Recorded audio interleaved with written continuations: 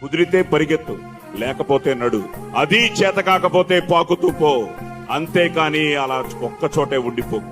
దేహానికి తప్ప దాహానికి పనికిరాని ఆ సముద్రపు కెరటాలే ఎగిసి ఎగిసి పడుతుంటే నీ తలరాత ఇంతే అన్నవాళ్లు కూడా నీ ముందు తలదించుకునేలా చేయగల సత్తా నీది.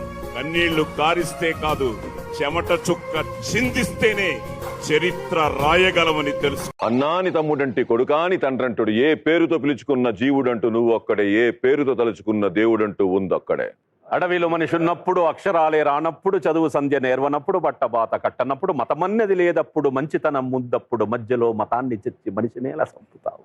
గుడులల్లో, మసీదుల్లో, బొమ్మల్లో, సమాధుల్లో దేవుడున్నాడనుకుంటావు, దండాలను పెడుతుంటావు, నా దేవుడే గొప్పంటావు, తన్నుకుని సత్తుంటావు. మతం లేదు, గీతం లేదు, మనుషులంతా ఒక్కటేరా, ఈశ్వరల్ల వేరు కాదు, దేవుడంటే ఒక్కడేరా కదా బీహారీ విలను. అవును, వాళ్ళు రారురా, వాళ్ళ ఒంట్లో ప్రవహించేది నెత్తురు కాదురా బాబూజీ.